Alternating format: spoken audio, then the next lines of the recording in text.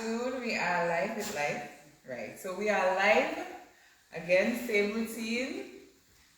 I wish the students who are doing their practical at the center all the best today, and they cannot come. So this live is just to facilitate for my students who cannot make it, and we're using the technology as we did yesterday. So yesterday's class, that's enough for the live. I don't address the live. No, I'm addressing y'all. So yesterday's class we started narrative writing. What did you see narrative writing was? Can either did you get a chance to review the notes? No. Okay, so narrative writing is story writing. Story writing, we write stories in prose, meaning in sentences, and it can be both fiction or non-fiction, as stories can be based in fact or it can be made up. So it can be non-fiction, as in it can be factual, it can be an autobiography or biography, and it can also be fiction, where we make up a story. We said that all stories have certain elements, and we call these elements of plot. And we said that these elements follow a sequence, which is usually beginning, middle, and end, which is why we say there is a storyline, right? So we say there is a storyline because stories follow a line, beginning, middle, and end. Yesterday, as we were talking, we went into a lot of details about virtues and vices and those things. Anybody remember why we were talking about virtues and vices? Vices. Oh.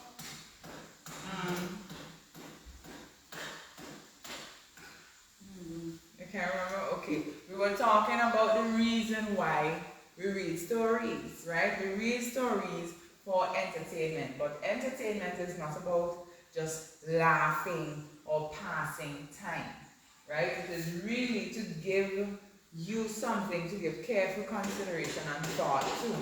Or some people will say entertainment is amusement, but when you look at the word amusement, what is amuse? Have you ever heard of people talk about amuse? Right, amuse is something that brings inspiration, right? So you hear a story, you're supposed to be inspired. You hear a story, you're supposed to think about something. You're supposed to give careful and consideration, thought to the thing that is presented in the story. And the thing that are presented in stories are usually lessons. Lessons that have meaning, that have morals, that have values, that represent qualities in men that we wish to either praise or we wish to erase, right? So these stories are life lessons, they are teaching tools. They are actually used in the practice of teleology, which is teaching through telling a story, right? And I like to use the Bible because it is the most common book that everybody that we know in St. Vincent read. And the Bible is filled with stories. From the Bible, we can tell all those stories. They have a beginning, middle, and end. They teach us lessons. They have morals and values. And we let children read them so that they can engage in careful consideration and thought on what is presented there. So they are entertained by them. They are amused, as in they are inspired by them. That was what we did yesterday. Now today, continuing with what we were looking at, the elements of plot, you will notice some of the elements of plot. You would have remembered them from yesterday, but some of them are new, so that's what we're going to go in today. So the objectives for today's class is to go into detail, to know in detail what are the elements of plot, to understand the plot structure, which is this thing that I have drawn here, using the words that we see here, which is the elements of plot. And then you're supposed to know the purpose for each element. So this is what I have written here, the purpose for each. Okay? So yesterday we learned what is the title. What is the title of the story? The name of the story. Thank you very much, Cornelius. So the name of the story is the title. All stories have a title. All stories have a title. Every single thing that you do must have some title. right? Everything that you do, whether you're writing a composition on how to make bulgur or you're writing a story, you still must give it a name, you must give it a title. In stories, however, the titles are very different. The titles may not say explicitly what the story is about, but it can give you a slight idea.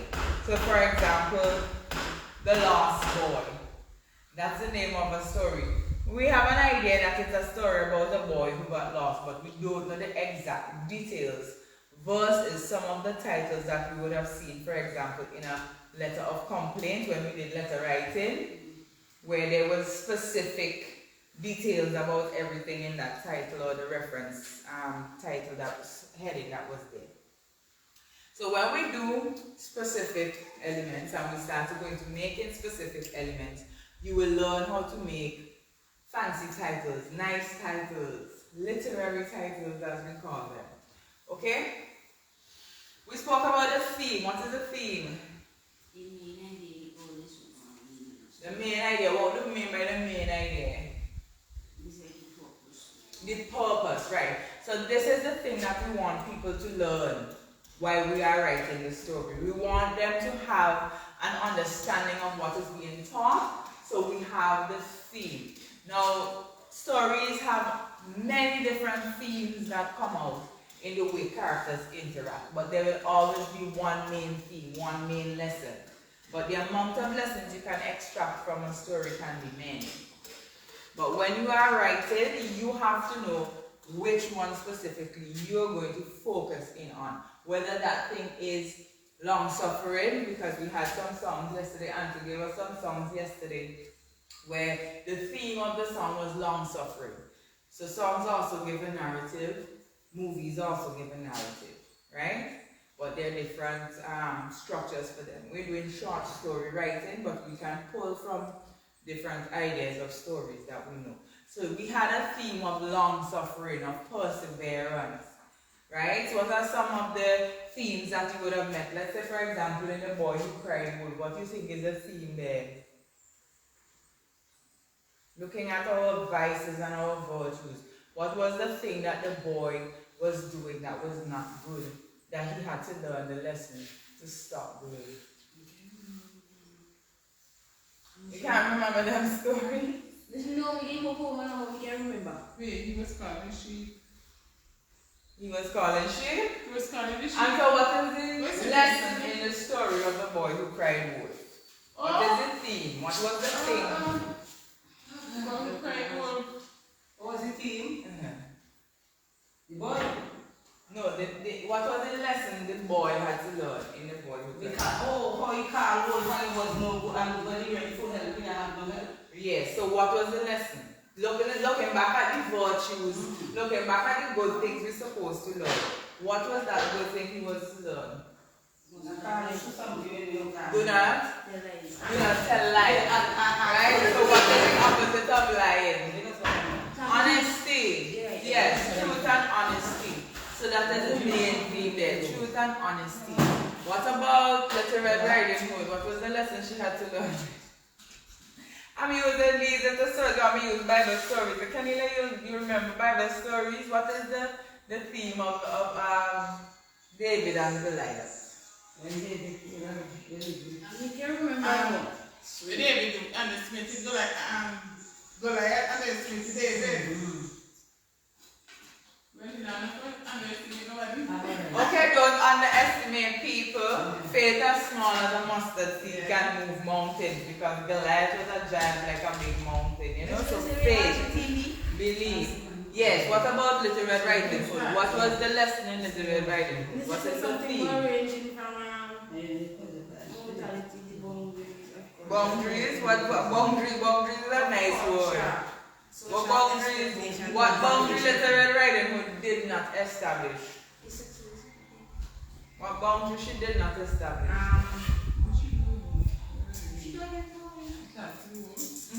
We're talking to the wolf.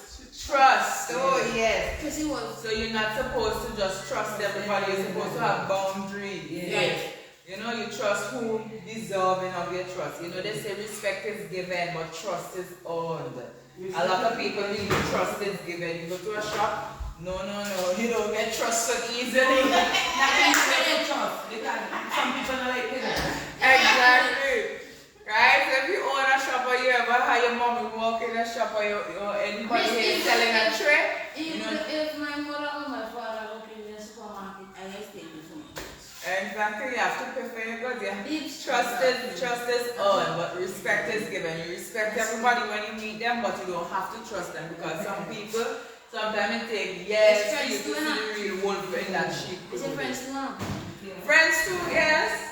That is the thing about betrayal, it comes from friends. That is what treason is. Treason is betraying the trust that somebody placed in you. So Little Red Riding Hood did not establish those boundaries and she learned the hard way.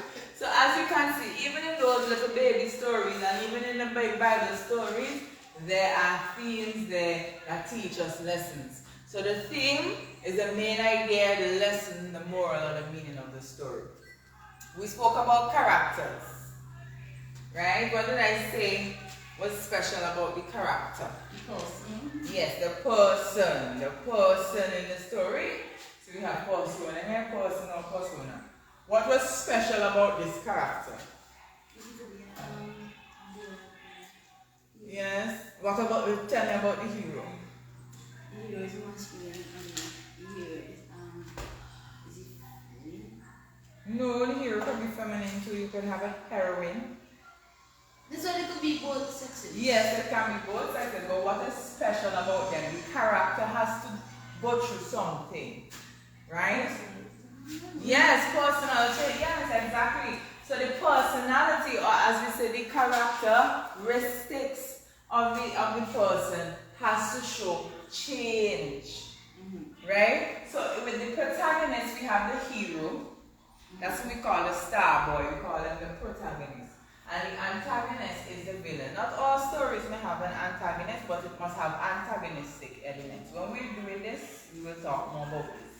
And then we have those other supporting characters, right? But the main character, the persona, that persona, the main character, who is the main character of the story, just like you are all main characters of your story.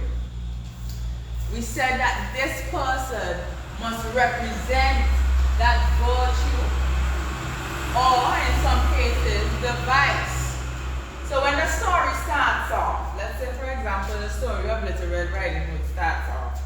She trusts everybody. Yes, you can have a muffin. I'm going to my grandmother's house. She has to announce it for everybody to know.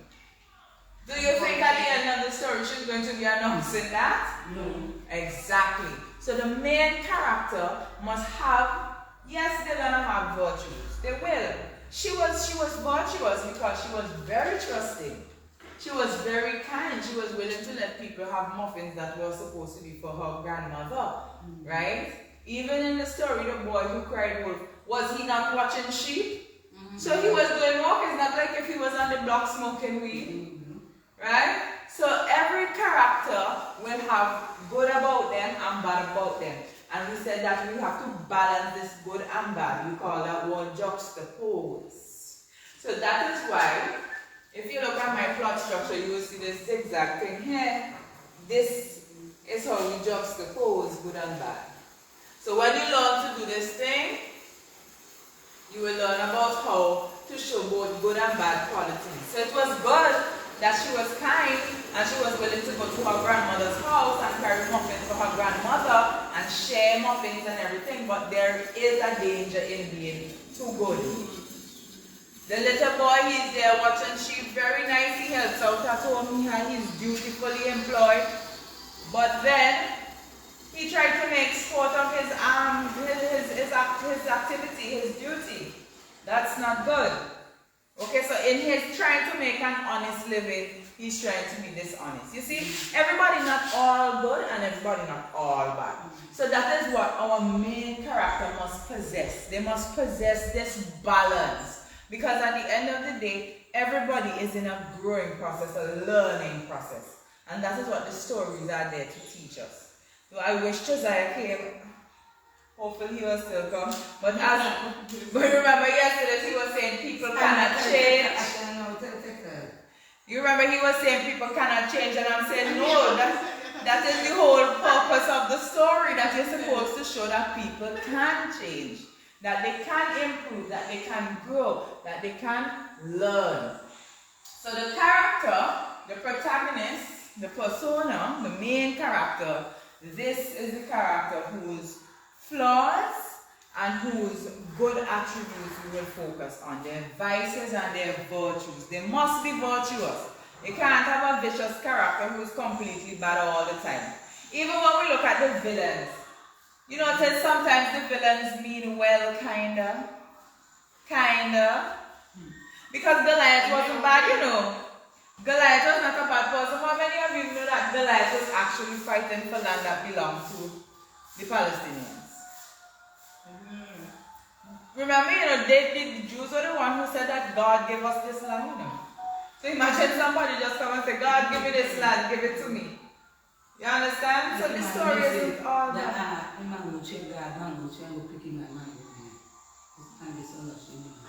You see? God managed me. Yeah. So even when we look at those stories of villains, sometimes they have a friend that they're very nice to these friends. Sure. You understand? Because this way they say most of these bad guys without the guns and all, they have people that Yes. I'll tell you something.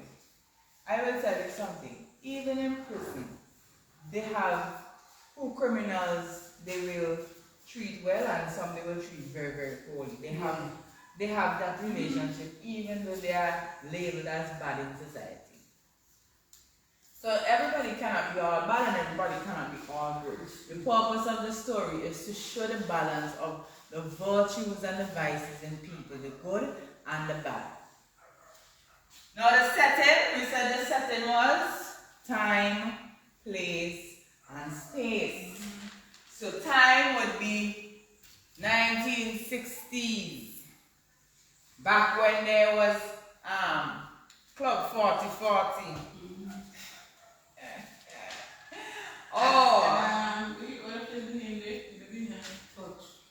Touch, yes, touch. The place would be touch and the space would be the dance floor. And that was when the mood was set. So the mood would be how everybody in the story feels. Right? So sometimes they can have a scary mood. Sometimes it can be excitement, party. Sometimes it can be suspicious. So you have that suspense going. You wonder what's going to happen next. Something bad is going to happen. And all of this contributes to the atmosphere. Right? So the atmosphere will just be the general setting, mood, time, place, space. We are in an atmosphere right now. Because we know what time it is. It is English class. We know what space it is. It is the classroom. And we know what place it is. It is Glen Learning Center. And the mood is, what is the mood? Studious. Y'all are so studious today. I guess it's hot. And everybody's starting to write notes, even though the picture is already in the chat group. Yes, Camila, I know you love to write your notes. So, yesterday we stopped at conflict. Conflict. Everybody faces conflict in life. And I wish Josiah came today, because I wanted to tackle him with that people can't change story. Because this is the whole purpose of the story. The conflict, the problem. So the conflict is the main problem, the crisis that the character must go through. And it will only have one per story.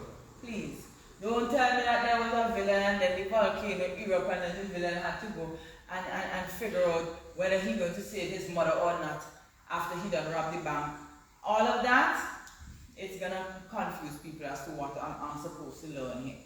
If you're going to have a villain, so it's man versus man, let the person overcome the villain before he starts overcoming the sufferer, before he starts overcoming whether he should treat his mother kindly or not. That is an internal conflict that he'll be going through, whether he should show gratitude or not. Don't confuse it to have too many conflicts or too many problems. So each story must have a problem. We must encounter a problem. And that is why in life, I love to teach narrative writing because I think narrative writing allows people to see that we are not different, that we are all living in our own stories. And if you can sit down and create a story where you can show a character move from a position of maybe poverty, or move from a position of dishonesty, or move from a position of laziness, and you can see what are the characteristics of that person, the flaws of that person, or the vices of that person, and then you can create a change where that character overcomes this. What is going to stop you in your own story in life? Realize yourself as your own main character. Realize your own flaws that are contributing to your own crises, your own problems. And overcome those by using the opposite.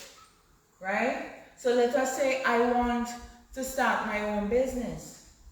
There are certain things I will need to do. I need to develop confidence. If I lack confidence, I will have to develop confidence. How you develop confidence? Just believe in yourself. You don't even have to have confidence in them. You don't have to have confidence in them. You just have to have the belief that one day I will become confident. And start doing the things that that person who is confident will do.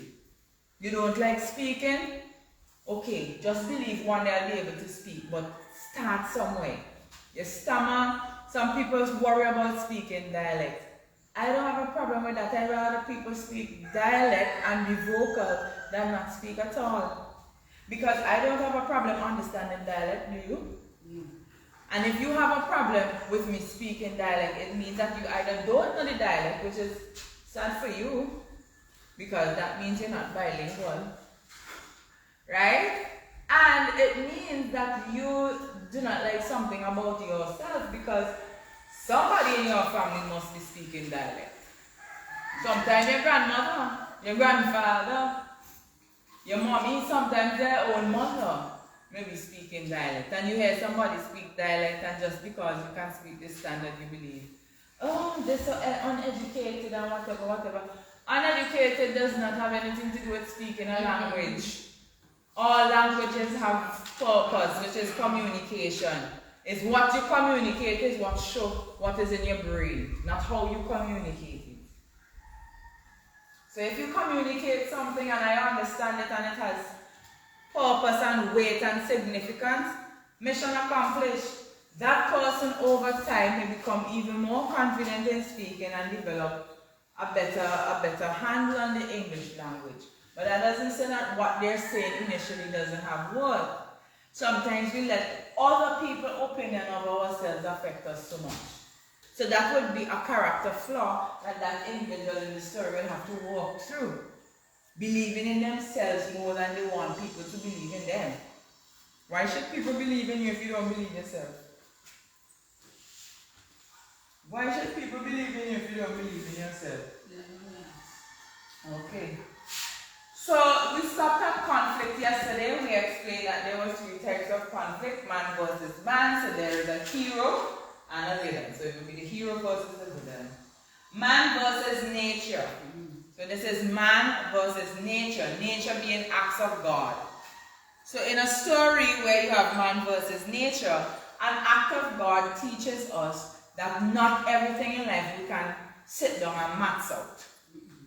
You can't plan for everything in life. Nobody planned for COVID, right? Nobody planned for the super. Nobody planned for dengue.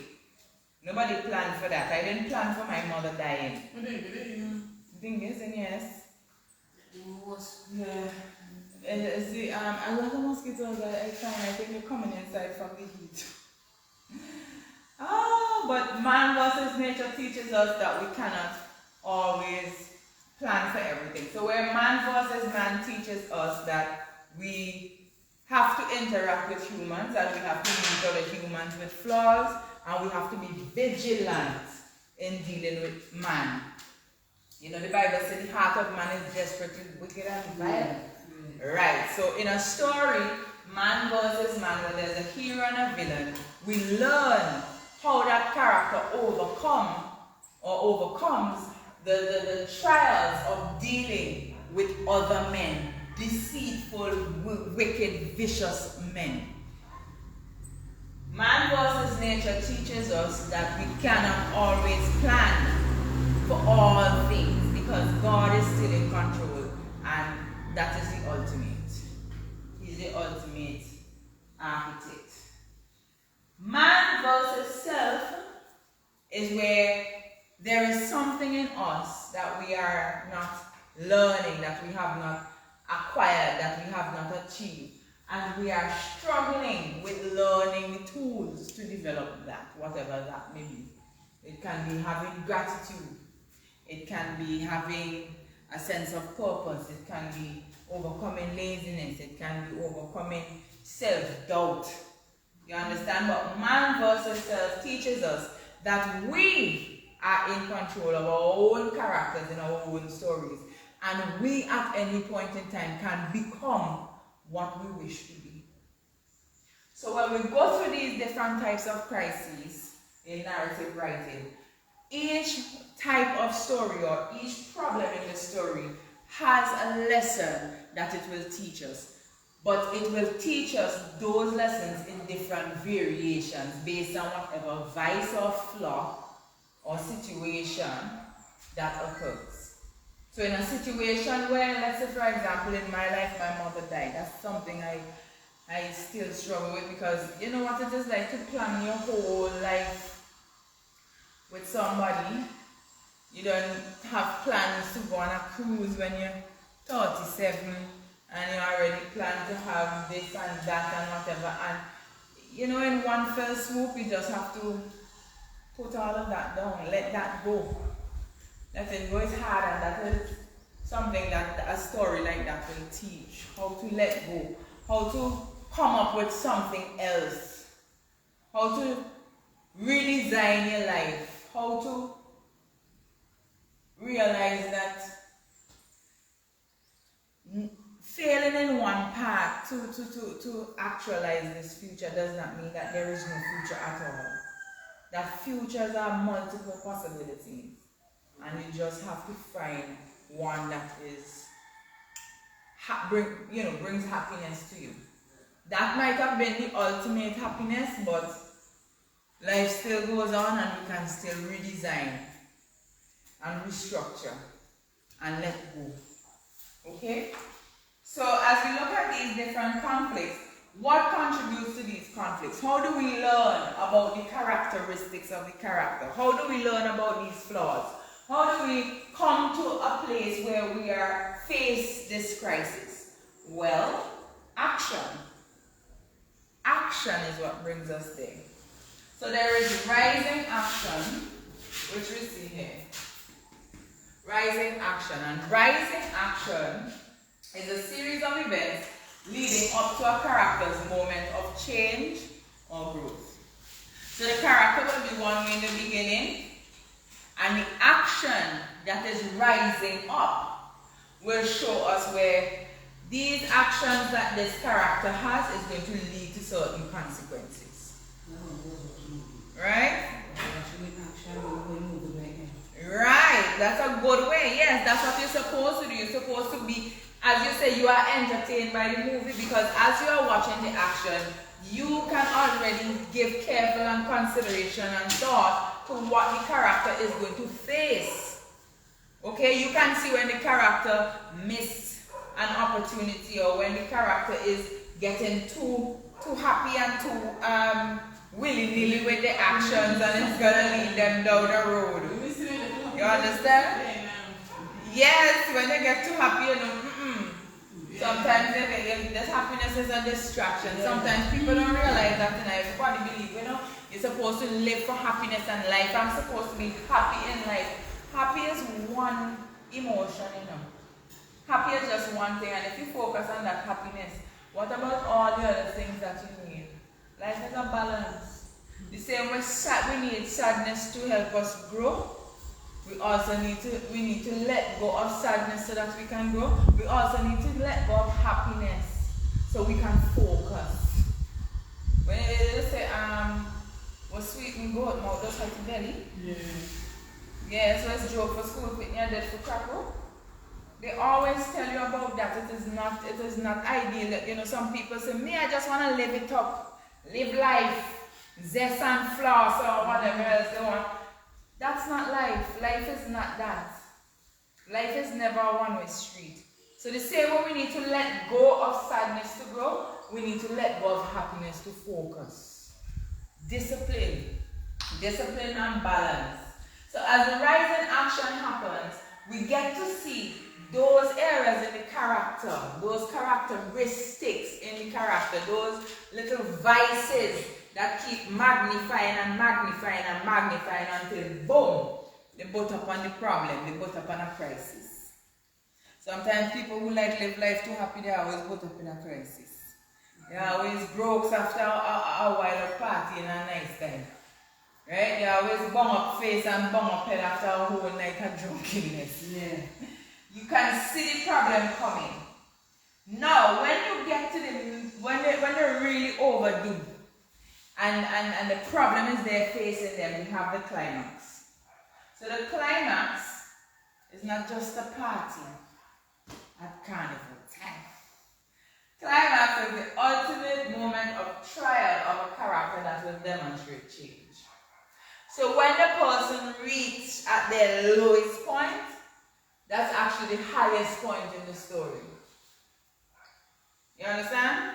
When the character is at their lowest point, usually sometimes, let's look at man versus man. When the character don't get beat up and knock up and he's down on the ground and he's gonna faint away and he can't breathe and he's bleeding out, and that's the character at its lowest point. But do you believe that that is the story at its highest point? Because that is the moment, that is the ultimate trial. Will you let yourself be defeated or will you overcome? And then you hear, you know, they cue the sound, and then the character. Oh God. Yes, that's what happens. The character overcome and just start to lick blows. Yeah. And then we realize, yeah boy, yeah! You know, we overcome the challenge. So the climax is where the character is actually at its lowest, but the story is at its highest. The characters who are involved in the story is all eyes on the hero. They want to know, what are you gonna do now? Right? The audience is looking at all eyes is on the hero at this time, while the hero is on the floor. Right? So at the lowest moment of the character, it is the highest moment of excitement for the audience. It is the highest point of the storyline. So that's the climax. Then, after the climax, we have the falling action. So again, it's action. Action is what carries the story. But now we have the falling action. Right? And this is the series of redemptive events that demonstrate a change in the character. So when a character shows that I did not die, and I know now where I went wrong, I see now the error of my ways, these actions that follow are called the falling action, where the character basically make amends. That's why I say redemptive. It's like you redeem yourself. Right? So all the money that you waste, the money that you stole from your grandmother so you can go party, you take up a second job so you can pay back your grandmother the money. Right? Or you go and you sell something and you carry back the money for your grandmother for her to do her heart surgery. Right? So the redemptive events will demonstrate the change in the character, where the character basically tries to make amends or basically tries to exhibit this new self. Right? They try to show their new self. Like, you know, you had your graduation and everything and you realize, boy, all them nights have been busting my brain. You really walk. I can now sew outfit for my daughter. Not true, Anto? You can now sew outfit for your daughter. So you feel proud. But you can do it, you know. You can even save up and buy a little machine and start to make uniforms, you know. Then you're out and everybody have to start making long pants Yeah. for the children and then we make our money like that. Fall in action. After they pull out all the hair and say, you're not doing this course anymore. You understand? So Kenny, you hold in there. When you get your C-sec grade, you're gonna be like, yes boy, walk out. Come let me go walk in somebody's office in AC because this heat giving me headache. You take pills? Oh my gosh. God is good, isn't it? So we have the resolution. Now the resolution, how many of you make for New Year's resolutions? We don't make none. You don't make New Year's resolutions? We don't make none like that. Why? I'm just saying, boy, we make resolutions and me. You jump out to half anyway. Well, New Year's resolution is your story backwards. No, the New Year's resolution is your story backwards. So you start the year with a backward story. So I'm not going to trust wolves anymore. And I'm not going to give away my grandmother muffins anymore. So you start doing all the redemptive things. And then at the end of the year, you see whether or not you are the person you are. So a resolution would be your resolve, your decision to change. Right? Now when you look at the word resolve or resolution, what it is you see in the word resolution? Now resolution, not resolution is a resolution, a resolution. Right? So if life presents with a conflict, which is a problem, the resolution is the answer to the problem. It's the solution. Right? So when you see make New Year's resolution, you are acting out your story backwards. So you can't just make the resolution and say, boy, this year I'm going to make an extra $5,000 and then don't do anything. You have to start doing it, take up the extra job and don't teach your grandmother money because she had surgery. Okay? So the resolution is a final reflection and outcome in the character's life, mind or attitude that reflects the new change or the growth in the character. Remember I tell you that a character is just filled with characteristics. You can be a new character at any point in time. Okay? I like to change my character from time to time. Keep people guessing. You understand? When they think they know you, come again. That was me last year, boo. You know, my resolution this year is not to be, well, I can't even say not to be dependent, but not to be so bothered by things that are around me. You know, sometimes you look at the news, you look at the politics, you look at classes, you come to class and students' attitude, and no, make a resolution not to let them think, but they leave people in their own reality and you exist in yours. And since that resolution, I'm telling you, my reality has been really nice. Really nice. Some people are delusional. I leave them in their delusion.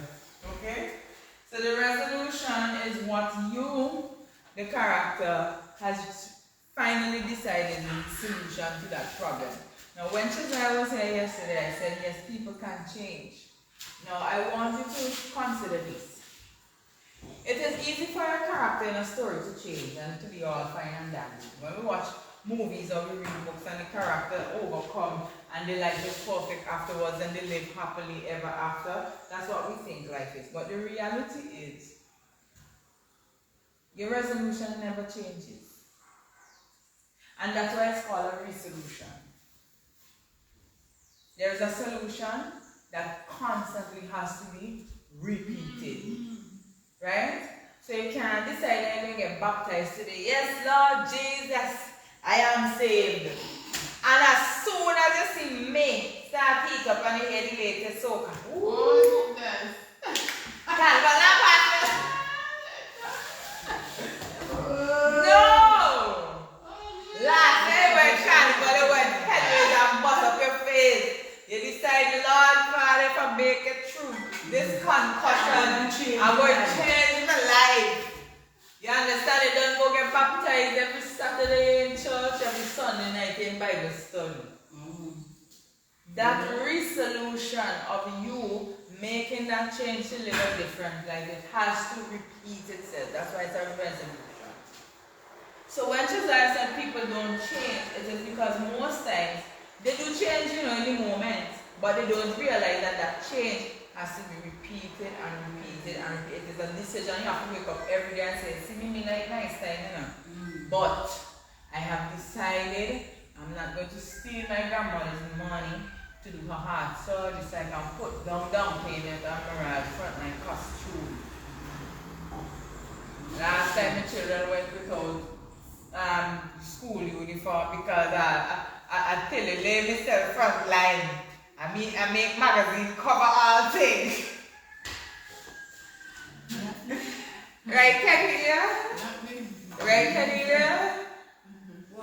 What? You okay? I don't know anything about that techno, but that is the reality. That is the reality. A lot of people, they come after Carnival or after Christmas.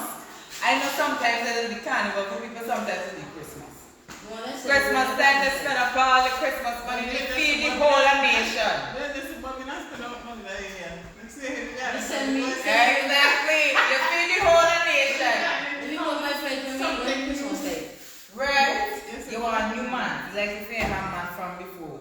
Man pack up all over the place and cover on the bed, more mat than you could change. But Christmas means you must have a fresh one in plastic. And you feed nation, you feed all body, you forget the time you and the neighbor had cuss out. And you say you ain't have anything to do with neighbor. As soon as Christmas, you hey, come up with the ham! And then when you see January the 2nd, January the 5th, January the 6th, reach around, everybody talks about, mommy, I want money for Christmas for the school, and then the same neighbor who come and eat down the ham, you hear the neighbor going all over the place and say, oh, for Christmas she didn't have up this piece of card thing. It ain't ugly. And you start to hear what everybody is say, and then you remember this neighbor and this neighbor is not trustworthy. You say him, sir? Huh? You then send me my papers and then we go. Send your papers, then go. You're traveling for Christmas, you're going in you're going to be winter. You're going in the winter. It's going to be chilly. Coming back like me. Coming back like a bleach out. We not gonna tell you. Nobody's going to call you this kind of light up and stuff, so yeah. You want that because no for them right now, some of them is bleach before they Nah. Bleaching is different than when it's still naturally light. When you bleach, you look great. You'll be fine. bleach. But yes, go in the winter and enjoy yourself.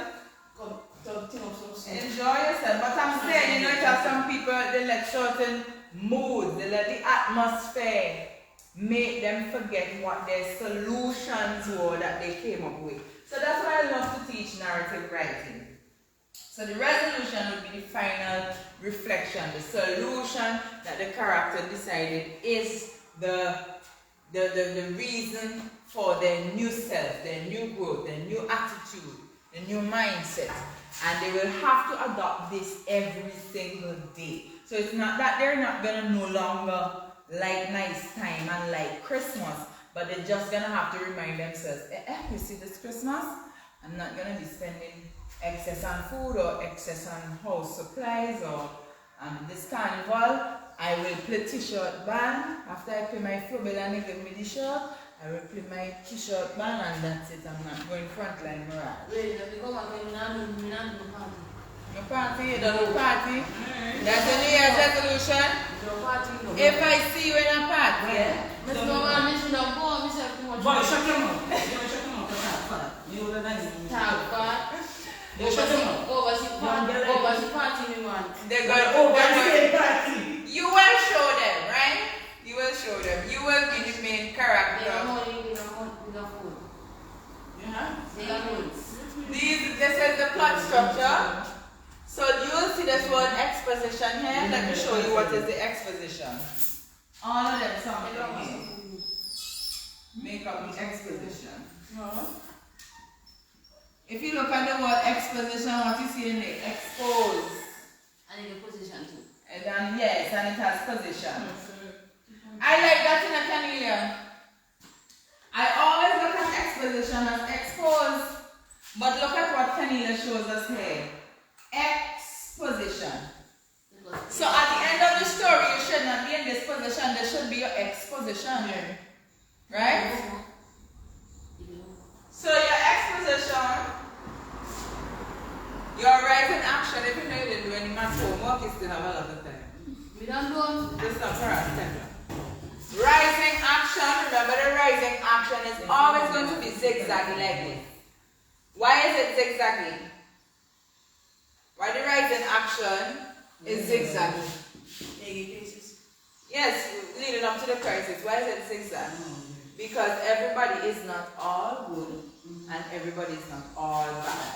And by doing this, you would learn that this is actually called a good bad technique. Good bad technique. You ever read a book or watch a movie and everything happening perfectly? Or everything just happening tragically? No. Sometimes it have good and then it have bad. I find Nigerian movies really prolonged. They prolong. Sometimes it's bad after bad after bad. Some will start book bad and you know. Right? So it's always exactly because you have to show that people have good in them and bad in them. And then you have the crisis, which is the problem. And the problem comes in one of these ways. Either you learn to deal with humans, or you learn to deal with disappointment, or you learn to deal with the things in yourself that you don't like. And then you have the climax. The climax is the lowest part of the story for the character, but it is the highest point of the story for the audience. That's when the character has to show what they're really made of. Right? And then they will rise up and then we will have them overcome, and then we have the falling action, which will show where they take the necessary steps to redeem themselves. If it means putting blows under the man, well, that is what it means, put blows under the man. If it means crying down the place and then waking up and putting on the shoes, putting on the clothes and just saying, you know what, I'm gonna do this. I wasn't expecting this, but I can do this. Or if it means just picking up the pieces and rebuilding the house, or fixing up the flood, or clearing down the debris, whatever it is. And then the resolution would be the change of mindset. We continue to revisit this in our daily lives every day. But for the story, this will be how they intend to live their future lives. Okay, and then the resolution. Any questions today? No? Very good. So, this is all I had planned for today. It's 2 o'clock. It's 2:30, so class is officially over. We didn't learn much new words today, other than exposition. And tomorrow, no, not tomorrow, Thursday when we come, what are we going to do on Thursday? You can take a wild guess. Start to write, yes. We're going to start our pre-writing. So we're going to start planning our story. So I'm going to show you how to plan the story, and as we go along, you will learn how to create titles, you will learn how to create your characters, you will learn how to create your setting, you will learn how to identify your specific crisis and stick to that crisis. Because I don't want any Nigerian movies. Right? And then you will learn how to balance your writing action and so on. So work with writing material on Thursday. Let me end this slide.